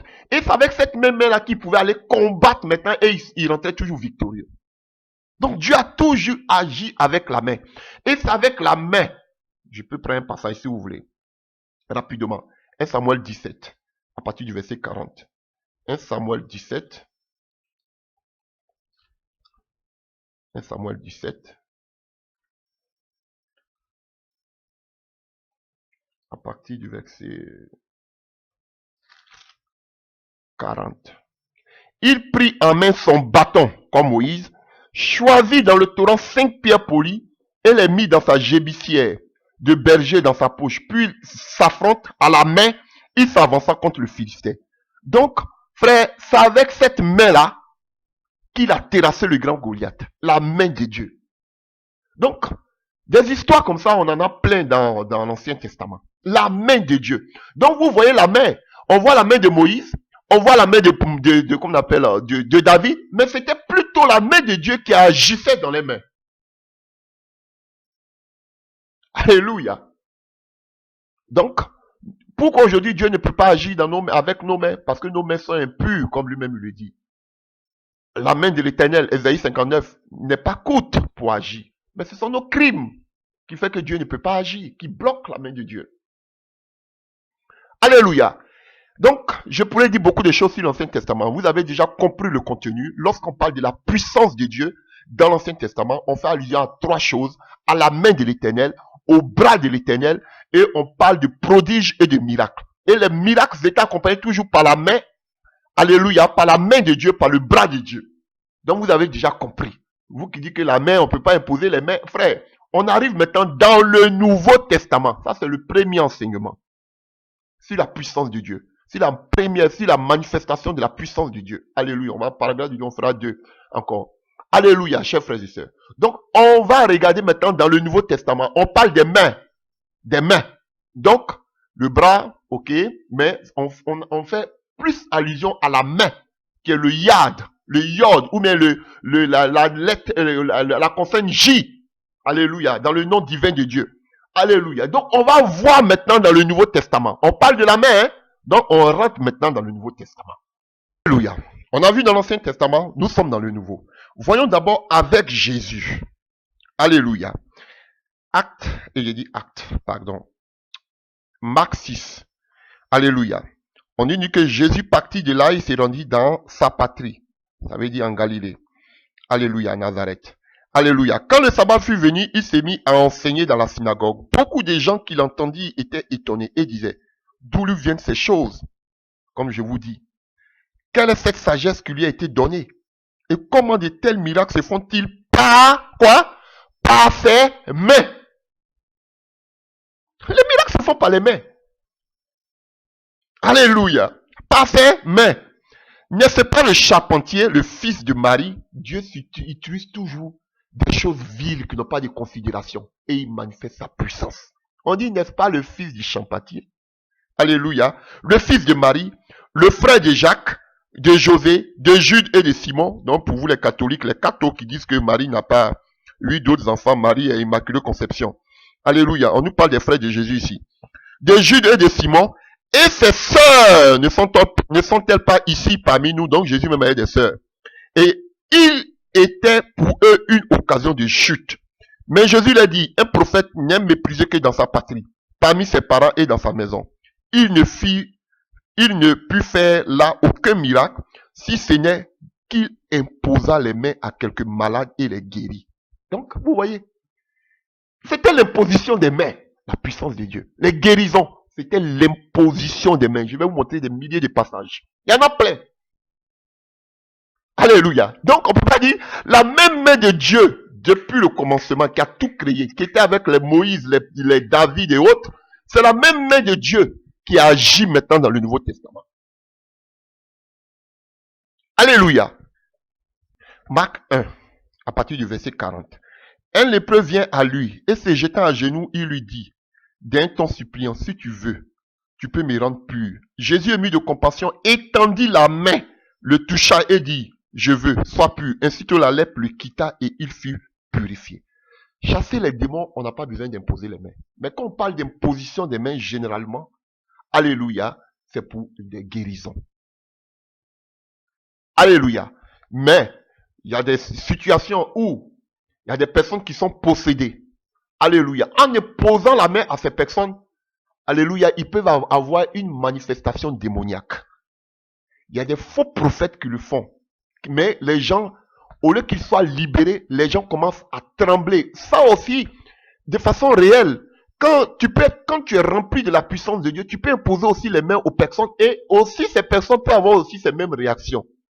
Donc, n'attribuez pas tout aux faux prophètes. Les faux prophètes le font, mais par leurs fruits, on saura tôt ou tard que ce sont des faux prophètes. Sinon, les faux prophètes ont les mêmes aspects que les vrais prophètes, les vrais enfants, des vrais serviteurs de Dieu. Parce qu'on doit imposer les mains aux malades pour qu'ils soient guéris. J'ai tellement d'exemples. Alléluia. Alléluia. Marc 7, à partir du verset 31. Jésus quitta le territoire de Tyr et revient par Sidon, vers la mer de Galilée, en traversant le pays de la Décapole. On lui amenait un sourd qui avait de la difficulté à parler. Et on le pria de lui imposer les mains. Il le prit par loin de la foule, le mit les doigts dans les oreilles et lui toucha la langue avec sa propre salive. Puis levant les yeux au ciel, il soupira et dit, Ephrata, c'est-à-dire ouvre-toi. Aussitôt son oreille s'ouvrit, sa langue se délia. Et il parla très bien. Alléluia. Jésus leur recommanda de n'en parler à personne, mais plus il le recommanda, plus ils le publiaient. Alléluia. Ils étaient dans le plus grand étonnement, ils disaient, il fait tout à merveille, même il fait entendre les sourds et parler les muets. Luc 4, verset 40.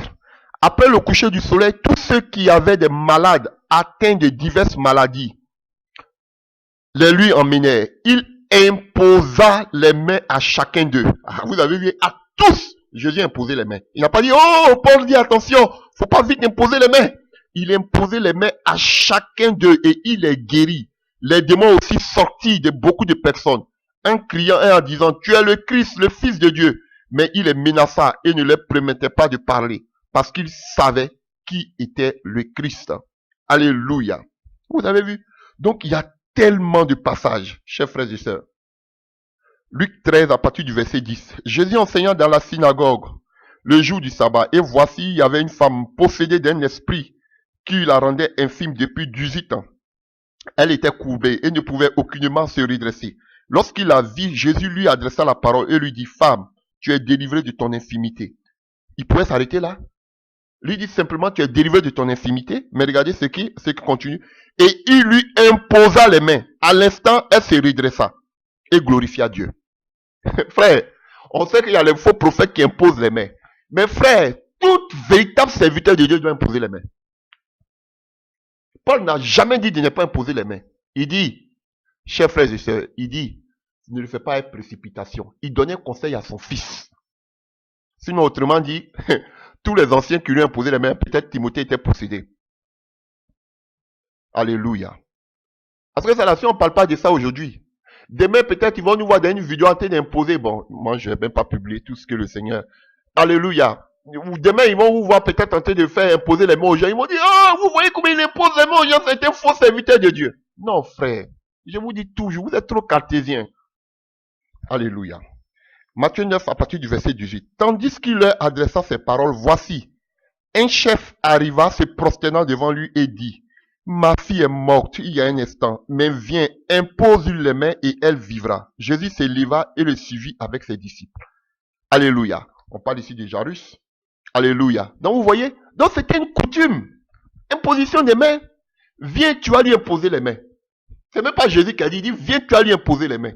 Donc s'il arrivait chez Jairus, attention, faut pas imposer les mains. Paul a dit, attends d'abord, je vais prier avoir la confirmation. Frère, arrêtez-moi ça. Alléluia. Matthieu 18, Matthieu 19 à partir du verset 13. Alors on lui amena les petits enfants afin qu'il leur imposât les mains. Vous avez vu, même les petits enfants, on dit qu'il faut imposer la main aux petits enfants. Il pria pour eux, mais les disciples les repoussèrent et Jésus leur dit, laissez les petits enfants et ne les empêchez pas de venir à moi, car le royaume des cieux est pour ceux qui leur ressemblent. Il leur imposa les mains et il partit de là. Frère, je pourrais lire beaucoup de passages. Donc frère, et sœurs, ça c'est ce qui concerne Jésus. Donc frère, imposer les mains là, ça ne date pas d'aujourd'hui. C'est depuis même Dieu qui agissait. Alléluia. Qui agissait. Fallait que Moïse mette sa main dans son sein, qu'il enlève. Il y avait la lèpre. Lorsqu'il mettait, c'était guéri. Vous voyez, c'est ça la guérison. Pas les mains, c'était un signe que Dieu montrait. Et cela, on a parce que, alléluia, les dons de guérison, tout ça, on n'avait pas ça alléluia, dans l'Ancien Testament. Alléluia. Alléluia. Chers frères et sœurs, il y avait des guérisons, on a vu avec, il y avait des résurrections, on a vu avec, qu'on appelle Ésaïe. Alléluia. Mais on a des dons de guérison. Et les dons de guérison, c'est en imposant les mains. Et je vous montre des exemples, pas qu'on dit que je suis en train encore, c'est une hérésie que je suis en train d'amener. Donc, on a vu avec Jésus, on va voir maintenant avec les apôtres. Avant même de parler des miracles, on va voir d'abord avec les apôtres comment le Saint-Esprit était donné par imposition des mains. Acte 8, à partir du verset 14. Les apôtres qui étaient à Jérusalem, ayant appris que la Samarie avait reçu la parole de Dieu, ils envoyaient Pierre et Jean. Ceux-ci arrivaient chez les Samaritains, priaient pour eux, afin qu'ils reçussent le Saint-Esprit, car ils n'étaient pas encore descendus sur aucun d'eux. Ils avaient seulement été baptisés au nom du Seigneur Jésus-Christ. Alors Pierre et Jean leur imposaient les mains et ils reçurent le Saint-Esprit.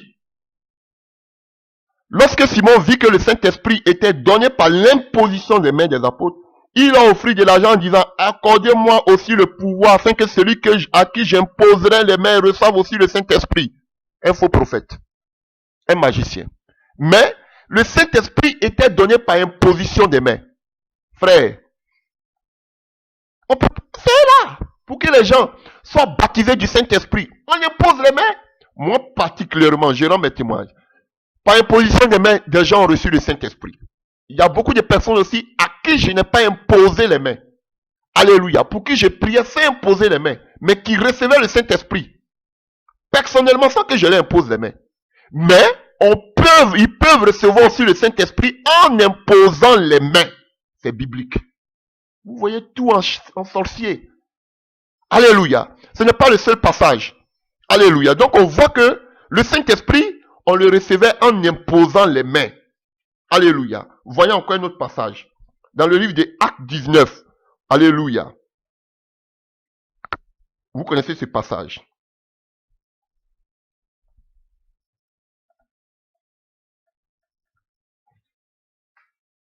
Alléluia. Acte 19, alléluia. Pendant qu'Apollos était à Corinthe, Paul, après avoir parcouru les hautes provinces de l'Asie, arriva à Éphèse. Ayant rencontré quelques disciples, il a dit, avez-vous reçu le Saint-Esprit quand vous avez cru? Il répondit, nous n'avons même pas entendu dire qu'il y a un Saint-Esprit. Il dit, de quel baptême avez-vous été baptisé? Il répondit, du baptême de Jean. Alors Paul dit, Jean baptisé du baptême de repentance, disant au peuple de croire en celui qui venait après lui, c'est-à-dire en Jésus-Christ. Sur ces paroles, il fut baptisé au nom du Seigneur Jésus-Christ. Lorsque Paul leur eut imposé les mains, le Saint-Esprit vient sur eux et ils parlaient en langue, ils prophétisaient. Ils étaient tout d'environ 12 hommes. Donc, pour qu'ils reçoivent le Saint-Esprit, Paul les a imposé les mains. Donc, c'est ça la main de Dieu. Ne voyez pas la main de Paul, la main des apôtres, mais c'est la main de Dieu, l'action du Saint-Esprit. L'action de Dieu. On n'est pas encore arrivé à là. On parle déjà de la main. On est sur l'enseignement, sur la main et le bras. Alléluia. Donc, c'est par la main. Ils peuvent recevoir le Saint-Esprit. Alléluia. Dans le livre de Timothée. 1 Timothée 4, dont j'ai parlé tout à l'heure, 1 Timothée 4, à partir du verset 14. Ne néglige pas le don qui est en toi et qui t'a été donné par prophétie avec imposition des mains de l'assemblée des anciens. Voilà. Donc, il a reçu le don. Alléluia. Par imposition des mains avec prophétie et imposition des mains des anciens. Et 2 Timothée 1, à partir du verset 6, dont j'ai parlé tout à l'heure, 2 Timothée 1, à partir du verset 6, qui dit quoi? C'est pourquoi je t'exhorte à ranimer le don de Dieu que tu as reçu par l'imposition de mes mains. Par l'imposition de mes mains. Donc on reçoit le Saint-Esprit par l'imposition des mains. Alléluia. Mais notre message c'est que lorsqu'on impose les mains, il y a les miracles comme au temps de l'Ancien Testament. On a vu qu'aussi avec Jésus-Christ, en imposant les mains, il y avait les miracles. En imposant les mains, c'est le bras aussi qui est étendu. Alléluia. Et il y a les miracles qui doivent toujours accompagner. Les signes et les prodiges. Alléluia. Chers frères, le quatch qu'on appelle accompagner. Donc, chers frères et sœurs, on a vu avec Jésus aussi. On va voir aussi avec qui? Avec les apôtres. Aussi, on a parlé du Saint-Esprit qu'on pouvait recevoir par imposition des mains. On va voir aussi les miracles qui se manifestaient par les mains. Alléluia. Acte 5, à partir du verset 12. Beaucoup de miracles et de prodiges, comme dans l'Ancien Testament, se faisaient au milieu du peuple par les mains des apôtres. On n'a pas dit seulement par les paroles, mais par les mains. Beaucoup de miracles se faisaient. Alléluia, chers frères et sœurs. Ils se tenaient tous ensemble au portique de Salomon. Et aucun des autres n'osait se joindre à eux, mais le peuple les louait hautement.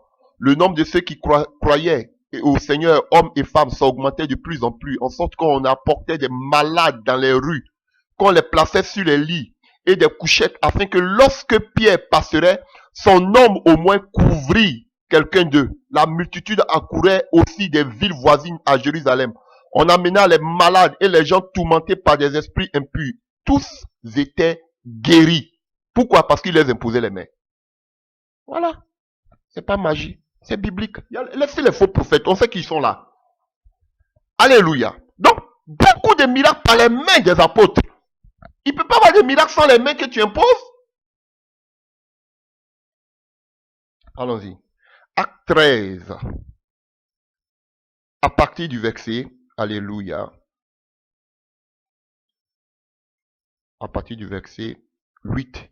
Mais Élimas, le magicien, car c'est ce qui signifie son nom, lui faisait l'opposition, cherchant à détourner de la foi le préconcile. Alors Saul, appelé aussi Paul, rempli du Saint-Esprit, fixa les regards sur lui et dit, homme plein de toute espèce de ruse et de fraude, fils du diable.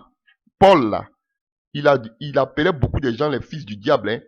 Quand vous allez prendre dans le Nouveau Testament, là, les Hyménée, tout ça qui dit la confie au diable, lui, il durait pas dans, il amenait tout le monde. Tu l'amènes, il t'amène, il te donne au diable. Ils étaient noirs, dit qu'on est, alléluia, on est manque d'amour. Fils du diable, ennemi de toute justice, ne cesseras-tu point de pervertir les voies droites du Seigneur maintenant? Voici ce qu'il dit, voici, la main du Seigneur est sur toi.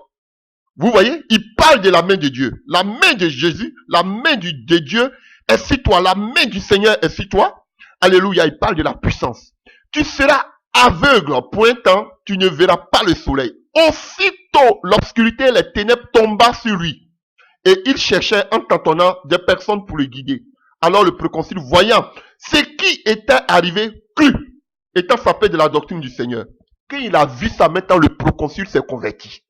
Automatiquement. Hein? Lui, il est devenu aveugle.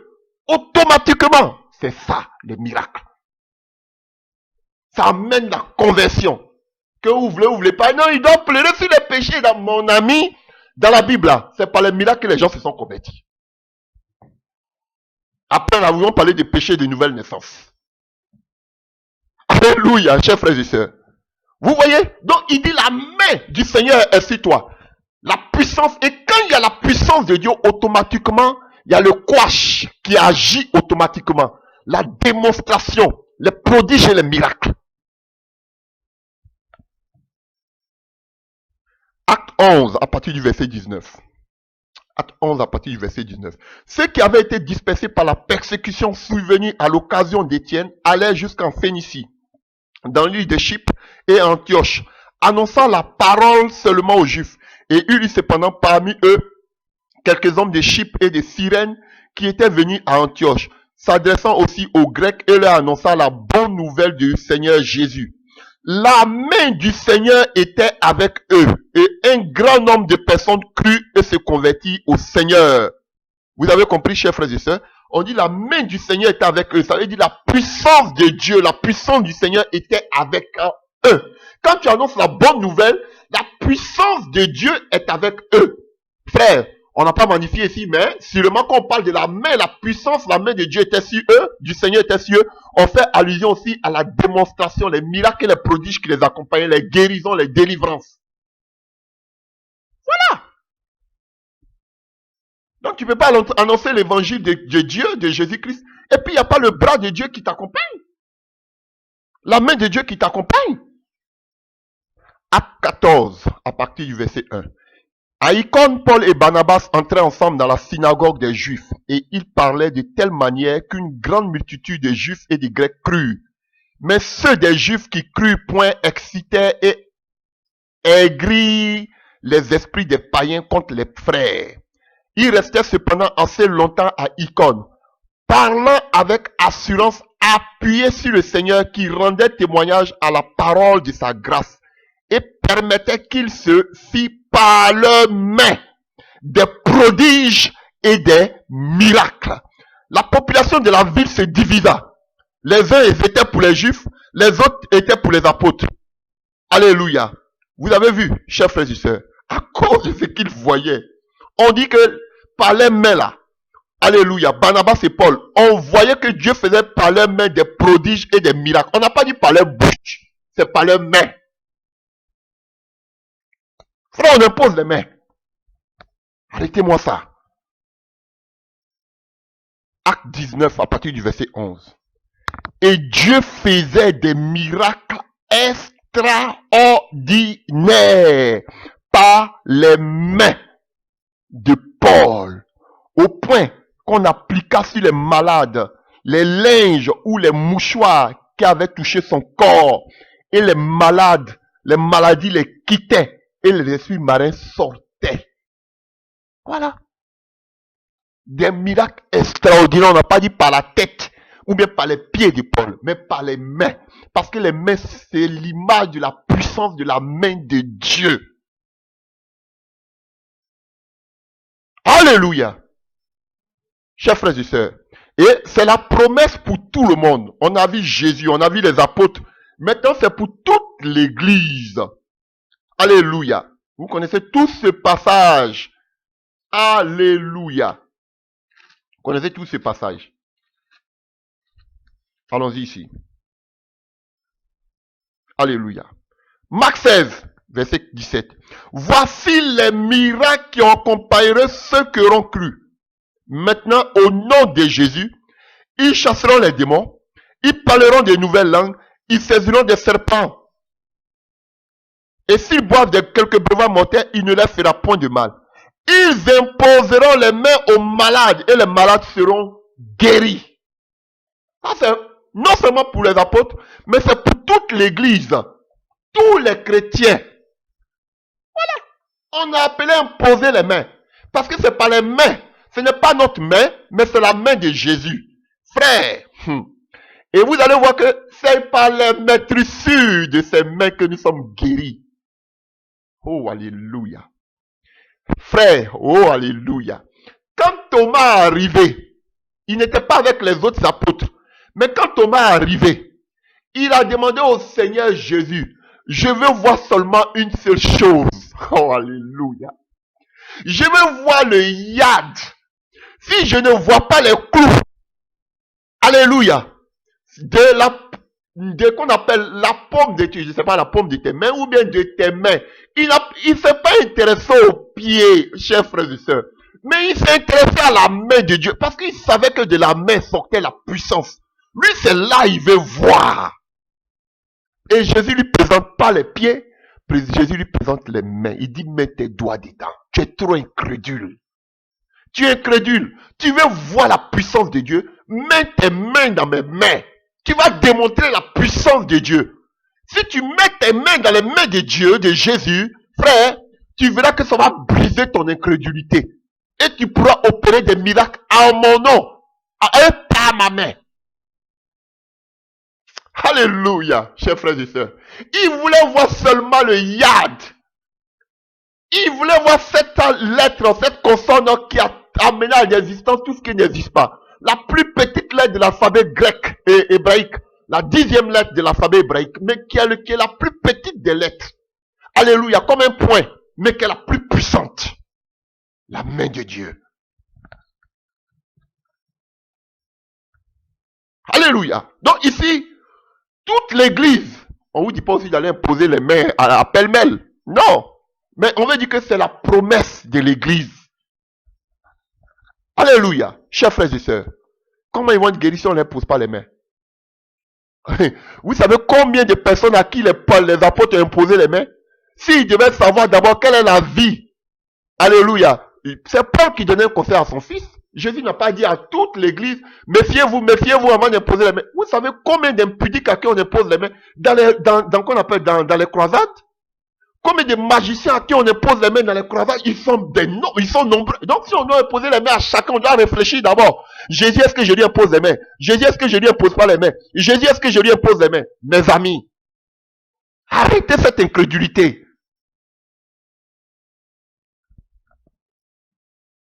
Il n'y a pas de miracles. Il y a des miracles qui se font, mais la plupart des miracles et prodiges se font par les mains. La main de Dieu. Si les miracles qui accompagneront ceux qui auront cru. Et ce sont les mêmes miracles qu'ont fait les apôtres. Ils ont chassé les démons. Ils faisaient parler des nouvelles langues. Même ils ont saisi des serpents. On a vu, c'est Paul. Un serpent s'était accroché même sur sa main. Ils ont même pris des breuvages mortels, rien. On a vu qu'ils ont posé les mains aux malades, les malades ont été guéris. Et cette promesse aussi est pour nous. Alléluia. Et Paul lui-même le dit dans le livre de 2 Corinthiens 12, à partir du verset 12. Il dit, les preuves de mon apostolat ont éclaté au milieu de vous par une patience en toute épreuve, par des signes, des prodiges et des miracles. Alléluia. Chers frères et sœurs. Il y a aussi Romains 15 à partir du verset 19. Alléluia. Voilà. Il y a aussi le livre de Hébreux 2. Alléluia. À partir du verset 4. Alléluia. Voilà. Alléluia. Négligeant un si grand salut qui annoncé d'abord par le Seigneur, nous a été confirmé par ceux qui l'ont entendu. Dieu appuyant les témoins par des signes, des prodiges et divers miracles par le Saint-Esprit. Nous y reviendrons. Alléluia. Donc, chers frères et sœurs, c'était pas des miracles. et des prodiges qui se faisaient par leurs mains. Alléluia. Et quand nous prenons maintenant le livre des 1 Corinthiens, pour finir, à partir du verset 10, on voit qu'ici ça devient un don. On parle du don d'opérer des miracles. Dans le livre de 1 Corinthiens 12, à partir du verset 10. Et quand on prend à partir du verset 28, on dit Dieu établit premièrement dans l'église les apôtres, secondairement les prophètes, troisièmement les docteurs, ensuite ceux qui ont le don des miracles. Voilà. Donc, on parle des dons de puissance. Alléluia, chers frères et sœurs. Donc, frères, ces gens-là, qui ont ces dons-là, Dieu, généralement, ce sont les évangélistes, les apôtres. Alléluia. Ceux qui partent sur des terrains qui n'ont jamais entendu parler de Dieu. Alléluia. De telles personnes, Dieu manifeste sa puissance. Alléluia. Voilà, parce que ces dons des miracles et des prodiges, frère, c'est comme un agent commercial qui va vanter son produit. Si un marché, alléluia, qui va faire l'étude du marché, il veut vanter son produit sur un marché quelconque, alléluia, pour qu'on puisse l'acheter. Donc, vous voyez, il va parler, il va montrer même le produit, chers frères et sœurs, pour que les gens puissent l'acheter. Donc, en quelque sorte, frère, c'est démontrer, ce sont des personnes qui démontrent la puissance de Dieu, la splendeur de Dieu, là où les gens n'ont jamais écouté la parole de Dieu. Là, même s'ils ont écouté, mais ils démontrent la puissance de Dieu pour que les gens puissent parvenir à l'évangile, parvenir à donner leur vie à Christ. Alléluia, chers frères et sœurs. Donc, vous voyez tout ce que on vient de parler tout à l'heure, c'est face à des personnes qui n'avaient jamais entendu parler de la parole de Dieu. Alléluia, des peuples étrangers à Israël, frères et sœurs. Donc, vous comprenez. Voilà. Donc, Israël, ils avaient déjà entendu ça avec Moïse. Donc, ils étaient incrédules. Alors que ces gens-là, ils avaient sûrement eu la magie, les magiciens. Maintenant, on voit quelque chose de nouveau. Ça faisait qu'ils ont dit donner leur vie au Seigneur. Donc, chers frères et sœurs, je voudrais m'arrêter là. Ça, c'est la première partie en ce qui concerne la manifestation de la puissance de Dieu. Nous avons parlé, alléluia, de la définition de la main de Dieu, du bras de Dieu, lorsqu'on parle de la puissance dans l'Ancien Testament. Et nous voyons que dans le Nouveau Testament, on parle de dynamisme, de dynamo, ainsi de suite, chers frères et sœurs. Donc, Dieu voulant, nous allons continuer encore sur la puissance de Dieu. Que Dieu vous fortifie et bonne écoute à vous et que Dieu vous bénisse au nom de Jésus-Christ de Nazareth. Amen.